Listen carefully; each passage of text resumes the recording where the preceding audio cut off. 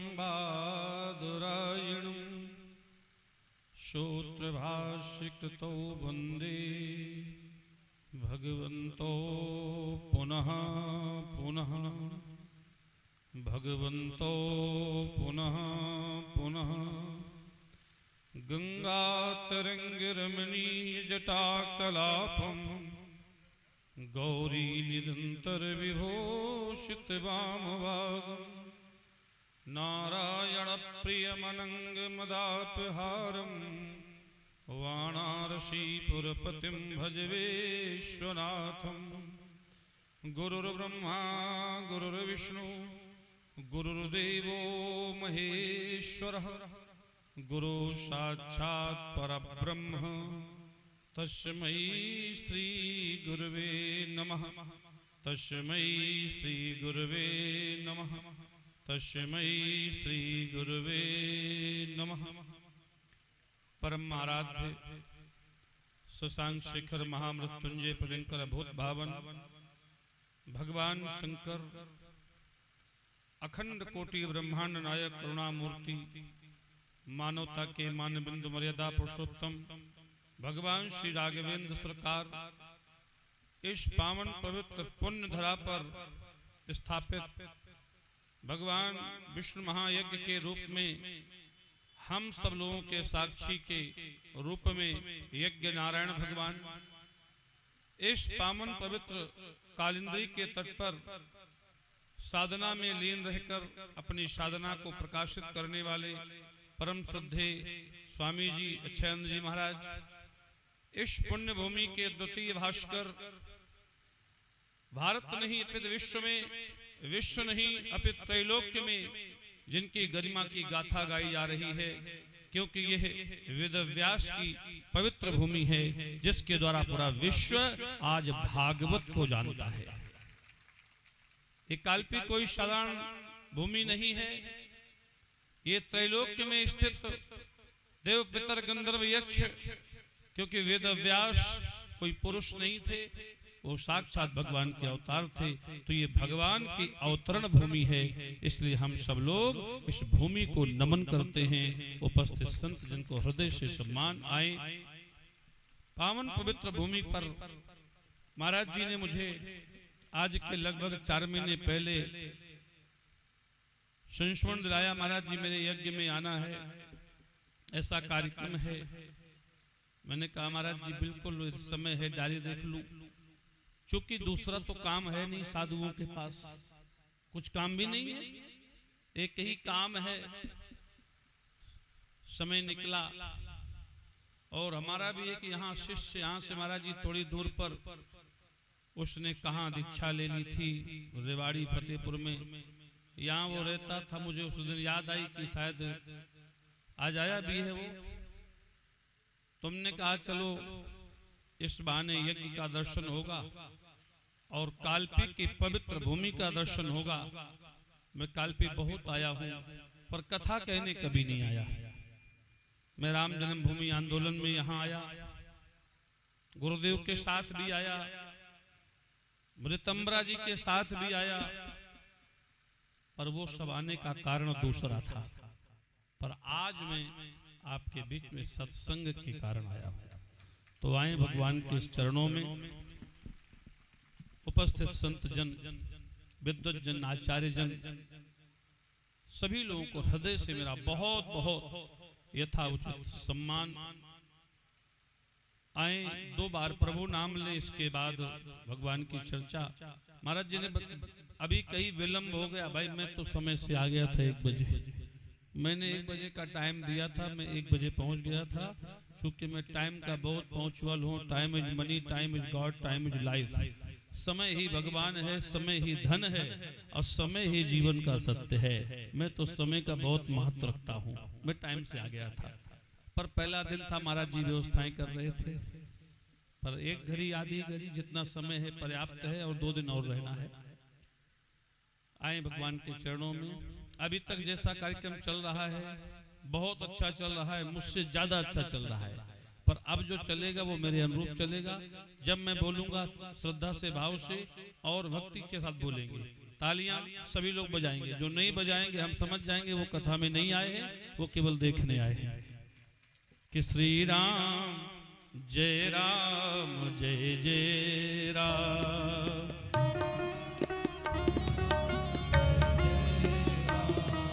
श्री राम जय जय राम। सभी बोले श्री राम जय जय राम,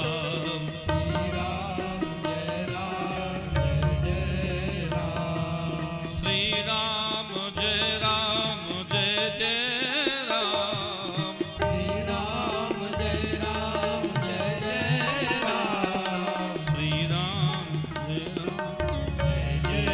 राम। सभी बजाएंगे, सभी भाग्यशाली होते हैं वो लोग जिनके हाथ उठते हैं। बहुत लोग अस्पतालों में पड़े हैं, दिन में 4-4, 6-6 इंजेक्शन लग रहे हैं कि दादा हाथ उठाओ। घर वाले कहते हैं हिलाओ, बोले नहीं उठ रहा।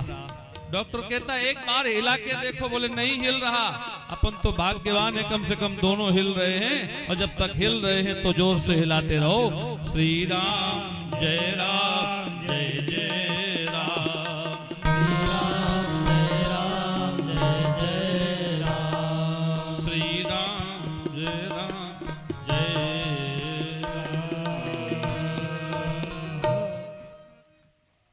बोले राघवेंद्र सरकार की जय। कंजूसी से नहीं, दोनों हाथ उठा के वैदिक सनातन धर्म की जय। यज्ञ नारायण भगवान की जय हो, पथिक जी महाराज की जय हो।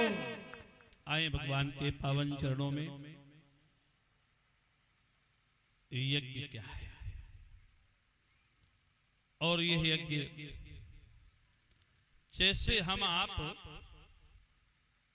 यज्ञ को समझ जाए तो समझ जाना हम दिन भर यज्ञ करते हैं, दिन भर यज्ञ। यज्ञ के प्रकार, यज्ञ के रूप वेदों में शास्त्रों में अनेक प्रकार से बताए गए, पर जो ये यज्ञ चल रहा है ये धर्म का संरक्षण, सनातन का प्रचार, भक्ति का जागरण और समाज का मिलन इसका उद्देश्य है। वेदों पे मत जाना कि वेद कहते हैं ये यज्ञ है। मैं तो वर्तमान परिस्थिति में आपको समझा रहा हूं। इस बहाने से इस 10 गांव के लोगों का मिलना जुलना, उठना बैठना, आना जाना, स्थान के प्रति लोगों के अंदर श्रद्धा पैदा होना, संत समाज का दर्शन हो जाना और एक दूसरे से मिलने का एक बहाना भी हमारा यज्ञ है। आए 3 दिन की कथा है, चाहे जो बिंदु उठा लिया जाए। और वैसे भी ये तो कवि सम्राट की भूमि है। पथिक जी महाराज कोई साधारण साधु नहीं थे, ये कवि सम्राट की भूमि है। यहाँ यदि विद्वान यहाँ आता है तो समझ जाए कि उसे कुछ यहाँ मिलेगा, वो देने नहीं आ सकता है। ये ध्यान रखना। काल्पी में आकर के कोई कुछ दे नहीं सकता। काल्पी में आकर के दुनिया का कोई विद्वान कुछ नहीं दे सकता, क्योंकि यहाँ के महापुरुषों ने हमें भागवत दिया है और पथिक जी जैसे विद्वानों ने हमें वाणी दिया है। तो यहाँ देने वेने का कोई काम नहीं है, कोई कालम नहीं है। यहाँ तो लेने आते हैं और हम भी लेने आए हैं। देने के लिए तो पूरा देश है, यहीं से पूरे देश में बट रहा है। टीवी खोलोगे लाखों भागवतें देश में चल रही हैं, लाखों कथाएं चल रही हैं और वो कल्पी से जा रही है। बोलो सही है कि नहीं? तो ऐसी जगह में हम तो समुद्र में, ज्ञान के समुद्र में बैठे आए। मानस की पावन पवित्र भावनाओं, 4 वेद, 6 शास्त्र, 18 पुराण, श्रुति स्मृति, पंचम वेद महाभारत, 108 उपनिषद और गीता, पर कहीं रामायण का नाम नहीं मिलेगा। इनमें से कोई भी रामायण का भाव नहीं है, क्योंकि रामायण इनमें नहीं है। वेद में रामायण नहीं, वेद वेद है। शास्त्र में रामायण नहीं, शास्त्र शास्त्र है। पुराणों में रामायण नहीं, रामायण नहीं है क्योंकि पुराण है। श्रुतियों में रामायण नहीं क्योंकि श्रुतियां हैं। स्मृतियों में रामायण नहीं क्योंकि स्मृतियां हैं। पंचम वेद महाभारत रामायण नहीं क्योंकि वो महाभारत है। गीता में रामायण नहीं क्योंकि वो देववाणी है। तो फिर रामचरितमानस क्या है? ये जितने हमने गिनाया ये ग्रंथ हैं, शास्त्र हैं, ब्रह्म ज्ञान के वट वृक्ष हैं, परंतु रामचरितमानस नहीं है। क्यों नहीं है जी? क्योंकि रामचरितमानस इन सब का सार है। चाहे वो शास्त्र सब ग्रंथन को बोलो रस। अच्छा, रस तो जानते हो ना? तुम लोगों ने पिया होगा। गन्ना का रस तो सभी ने पिया होगा, मौसमी का भी पिया होगा। अच्छा सच बताना, 5 फुट का गन्ना और वो धीरे से एक गिलास में रह जाता है। 5 फुट का गन्ना लंबा चौड़ा और वो 6 इंच के गिलास में समा जाता है जब वो रस बन जाता है। पर याद रखना, उस गन्ने की हिम्मत क्या है? जब तक वो गन्ना रहता है तो कठोर होता है, गांठों से युक्त। गांठ समझते हो? कठिनता माने गांठ, सरलता माने वेगांठ। तो वेगांठ माने जहां सरलता हो जाए, और गांठ वाला तो ऐंठता रहता है, मैं नहीं छूटूंगा, मैं बंधा हूं। अपन तो काऊ से नहीं बंधे, बंधे नहीं है। बंधा तो वो है जिनके चारों तरफ बांधने वाले हो। और साधु को कोई क्या बांधेगा? जब घर वाले नहीं बांध पाए तो बाहर वाला क्या बांधेगा प्यारे? इसलिए गन्ना मत बनो, हमें तो रस बनना है, रस। तो रस समझ गए? आए रामायण को मैं व्याख्या कर रहा हूं। तो 6 इंच का गिलास और वो 6 फुट का गन्ना उसमें बन गया। पर वो गन्ना तब मीठा लगा जब उस गन्ने ने अपनी मूल आकृति को समाप्त कर लिया। जब तक हम बने रहेंगे तब तक हम समाज को न स्वाद दे सकते हैं, न समाज को तृप्त कर सकते हैं।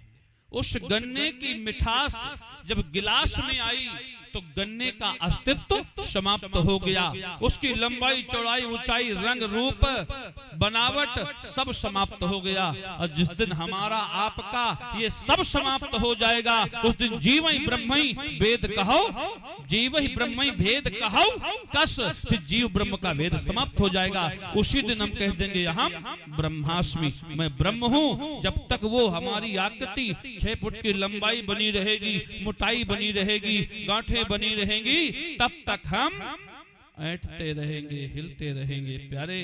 और जिस दिन हमारी वो आकृति नष्ट होगी और एक गिलास में हम आ जाएंगे, तो जो भी पिएगा वो कहेगा आनंद आ गया, मजा आ गया। अरे इस आनंद को पाने के लिए तो दशरथ जी ने हजारों साल तपस्या की थी। जो आनंद सिंधु सुख राशि, सीकर से त्रैलोक्य सुपासी। अगर आनंद को पाना है तो पहले ये बार वाली ऐंठन समाप्त करना पड़ेगा।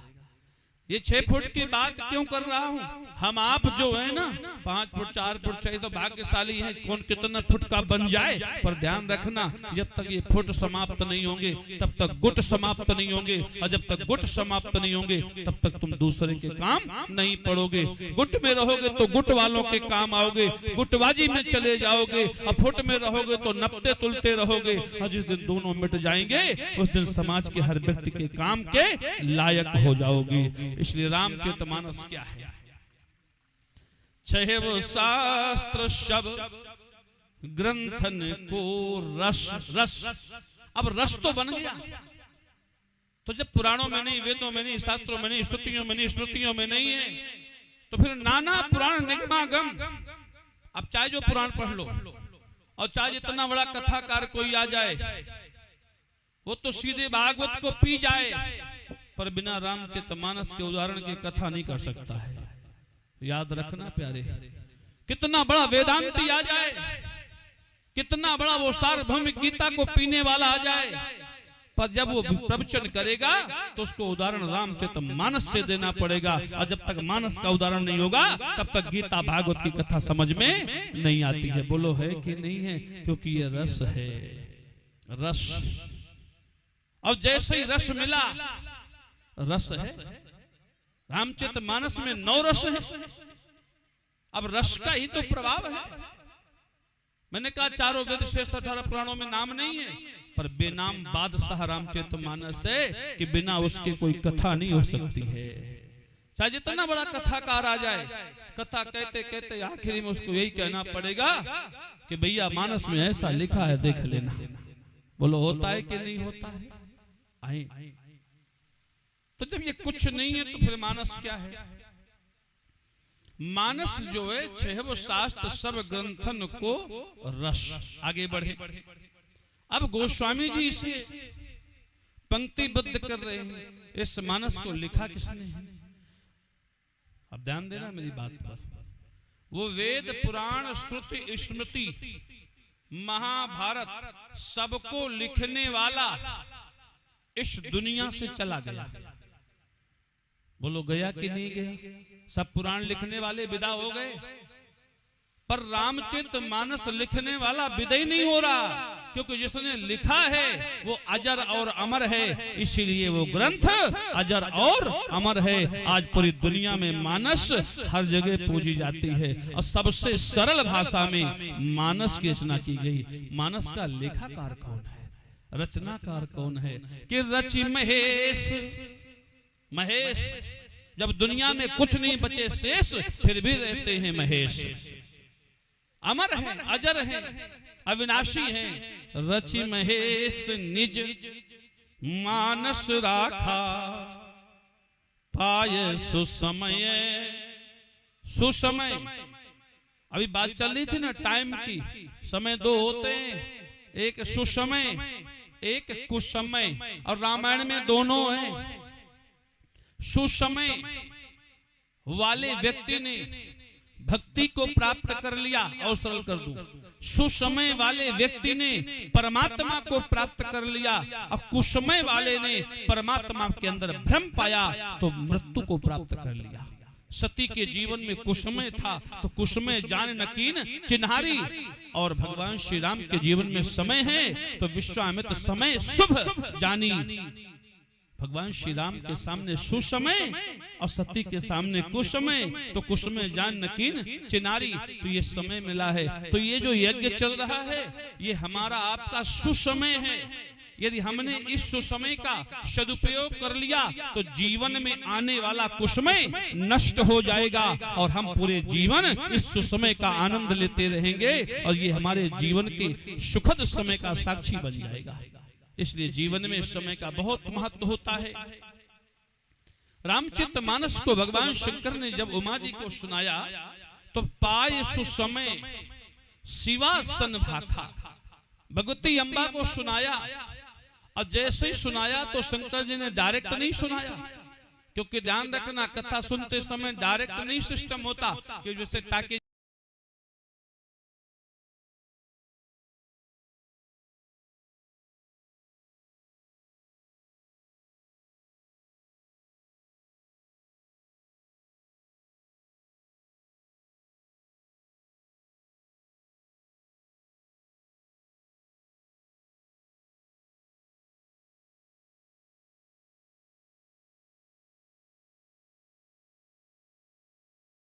हाथ ऊपर करो जल्दी से, बोलो जल्दी बताओ।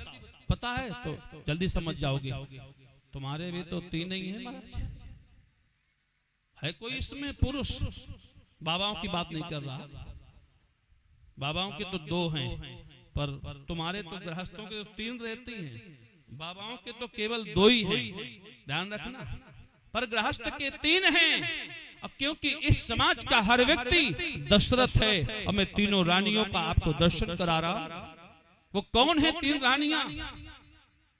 ध्यान देना, कुमति सुमति सबके उर रही रहती है। बोलो 2 हैं कि नहीं है? 2 ये हैं, अब एक तुम्हारे घर में विराजमान है, तो बोलो 3 हो गई कि नहीं हो गई? पर साधुओं के तो 2 हैं पक्का, कुमति सुमति। हमारे तो 2 है ना, पर तुम्हें तो 3 हैं। अब 3 क्यों हैं ध्यान रखना, क्योंकि दशरथ के 3 थी। अब दशरथ के 3 थी तो क्या तुम दशरथ नहीं हो? इसमें से हर व्यक्ति दशरथ है। अगर जीवित है तो दशरथ है। दशरथ कोई व्यक्ति नहीं होता, दशरथ एक उपाधि है, दशरथ एक व्यक्तित्व है, दशरथ एक साधना है। इस शरीर के अंदर 10 इंद्रियां हैं, 5 कर्मेंद्री, 5 ज्ञानेंद्री, 10 इंद्रियों को जो वश में कर ले वही दशरथ है। और जिस दिन 10 इंद्रियां तुम्हारे वश में हो जाएंगी उस दिन तुम्हारे हृदय के आंगन में, तुम्हारे हृदय के आंगन में राम का अवतार हो जाएगा। जिस दिन इंद्रियों पर तुम्हारा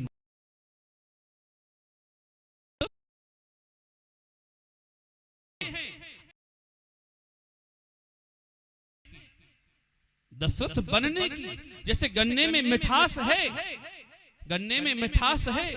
अब कला यह है कि उसी गन्ने से गुड़ बनता है, उसी गन्ने से शक्कर बनती है। अब ये तो बनाने वाले कारीगर का विषय है। अब हम कहते हैं गन्ने में गुड़ नहीं है, गन्ने में तो गुड़ है, गन्ने में शक्कर नहीं है, गन्ने में शक्कर भी है।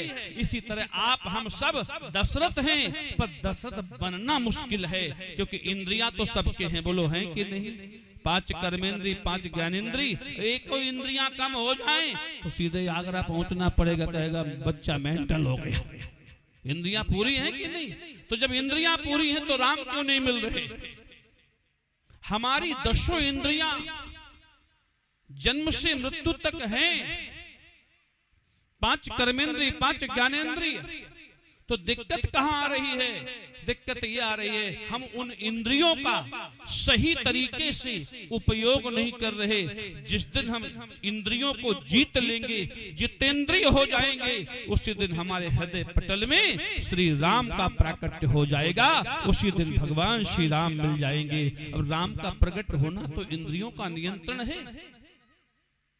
इसलिए रामचरितमानस जिस समय भगवान शंकर ने मानस को हृदय पटल पर उतारा तो सती से कहा सावधान सुन सुमति। पहले तो सुमति धारण करो, बोले फिर बोले कुमति को घर में बिठा दो। आप लोग से यही प्रार्थना है, जब कभी यज्ञ में जाओ, संतों के यहाँ जाओ, तीर्थों में जाओ, तो जो तुम्हारी महारानी कुमति है ना, उन्हें घर के खूंटा में बांध के आ जाओ। अब महारानी सुमति को कंधे में बिठाओ, कह दो चलो हमारे साथ। और जब सुमति के साथ जाओगे तो तुम्हें वहां दर्शन करने का आनंद मिलेगा, सत्संग करने का आनंद मिलेगा। अब कुमति के साथ जाओगे तो तुम्हें मंच में, पंडाल में, बाबाओं में केवल कमियां दिखाई पड़ेंगी, तुम्हें और वहां कुछ दिखाई नहीं पड़ेगा, क्योंकि कुमति का यही काम है। लगता है वास्तव में विलंब लोग उठ के जाने लगे हैं। अच्छा, कल का समय महाराज जी जैसा मुझे सुझाव दे देंगे रहेगा। 2 मिनट बैठ जाइए माता जी, बस इसको यहीं पे कर दूंगा विसर्जित, क्योंकि हम लोगों के पास दोनों मंत्र होते हैं। किसी भी कथा को चाहे 3 दिन कहते रहो, किसी कथा को 3 मिनट में समाप्त कर दो, वहीं पहुंच जाती है। कथा तो कथा ही होती है। बोलो यज्ञ नारायण भगवान की। भगवान शंकर कथा शुरू कर दिया, और वो कहते भी थे और सुनते भी थे। और कथाकार वही है जो कहे भी और सुने भी। पर आजकल लोग सुनना नहीं चाहते, केवल कहने की बीमारी है। कथाकार सुनना नहीं चाहते, कहने की बीमारी है।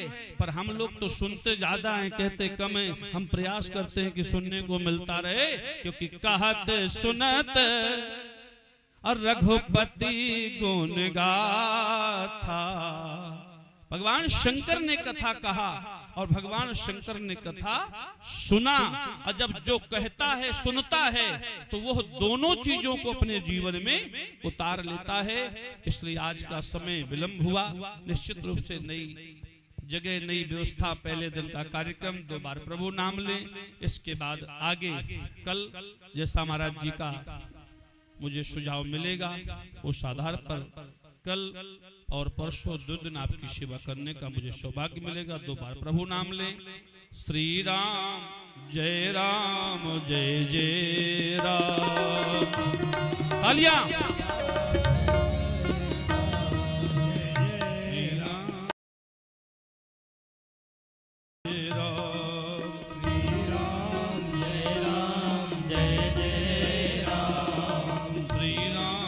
जय राम।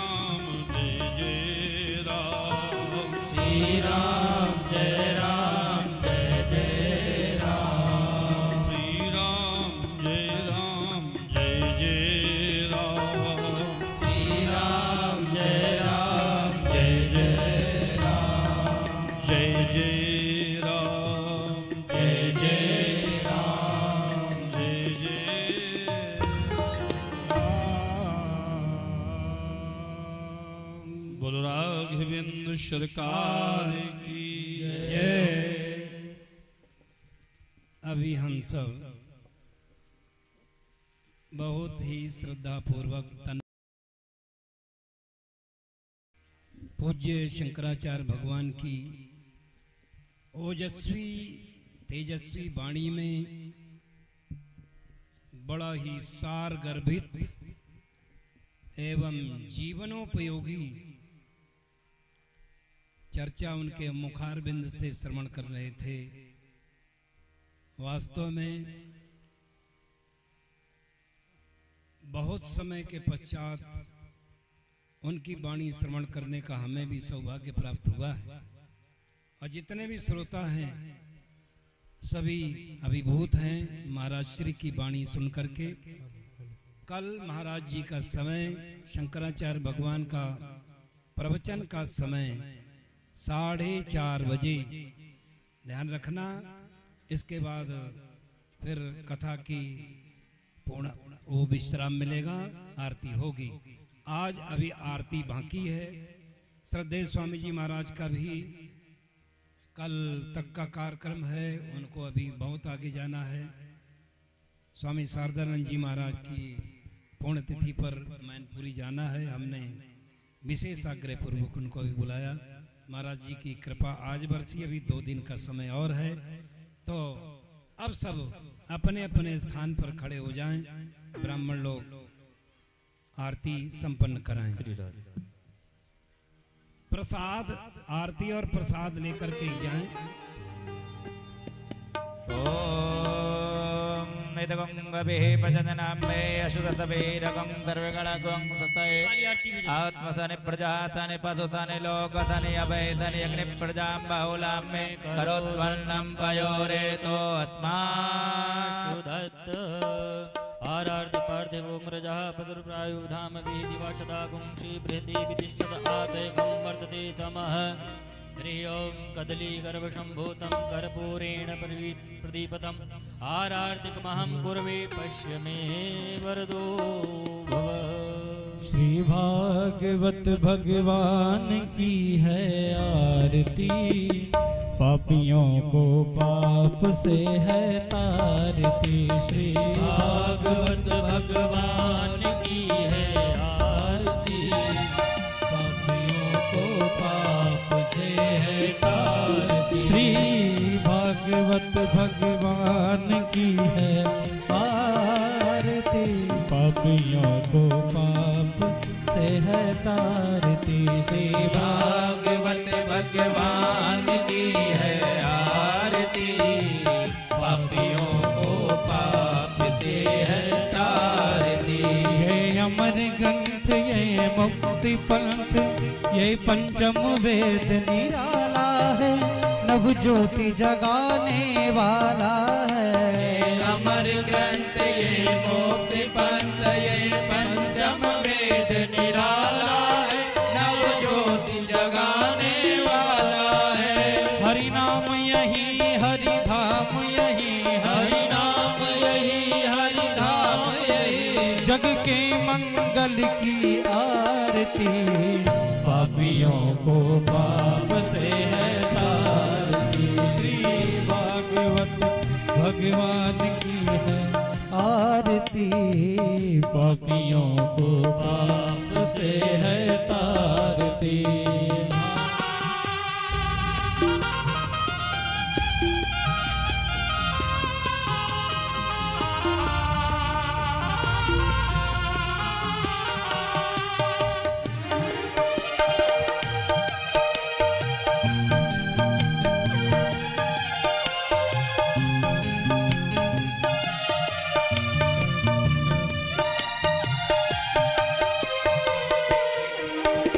शांति गीत पावन पुनीत, पापों को मिटाने वाला है, हरि दर्श कराने वाला है। शांति गीत पावन पुनीत, पापों को मिटाने वाला है, हरि दर्श कराने वाला है। शांति गीत पावन पुनीत, पापों को मिटाने वाला है, हरि दर्श कराने वाला है।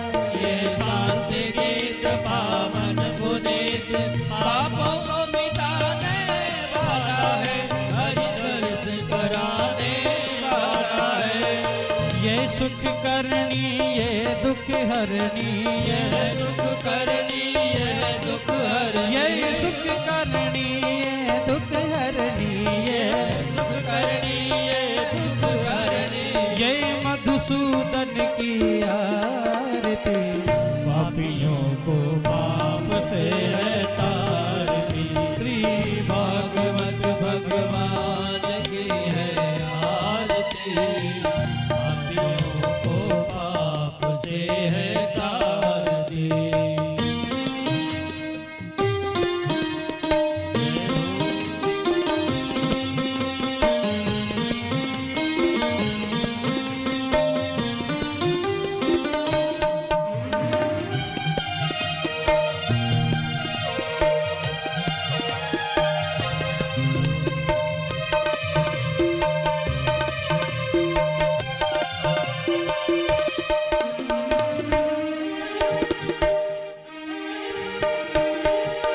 मधुर बोल जग फंद खोल सन्मार्ग बताने वाला है, बिगड़ी को बनाने वाला है।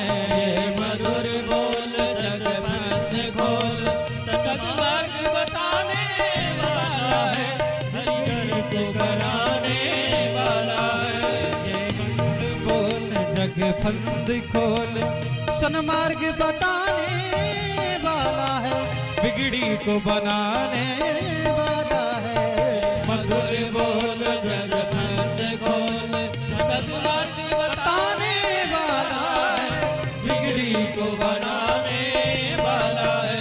श्री राम यही घन श्याम यही श्री राम यही घनश्याम यही, ये प्रभु महिमा की आरती पापियों को पाप से है तारती। श्री भागवत भगवान की है आरती, पापियों को पाप से है तारती। कर्पूर गौरम करुणावतारम संसार सारम भुजगेंद्रहारम सदा वसंतम हृदयारविंदे भवं भवानी सहितं नमामि। त्वमेव माता च पिता त्वमेव त्वमेव बन्धुः च सखा त्वमेव त्वमेव विद्या द्रविणं त्वमेव, त्वमेव सर्वं मम देव देव। हरे राम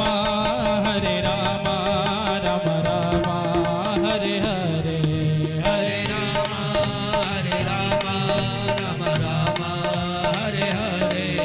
हरे कृष्णा कृष्ण कृष्ण हरे हरे हरे कृष्णा कृष्णा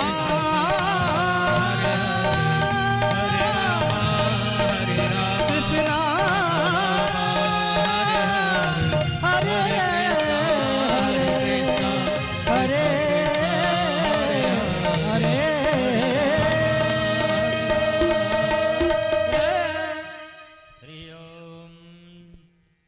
पातिमध्ये स्थितं तोयं भ्रामितं केशोपरि अंगलग्नं मनुष्याणां सर्वं पापं विपोयति।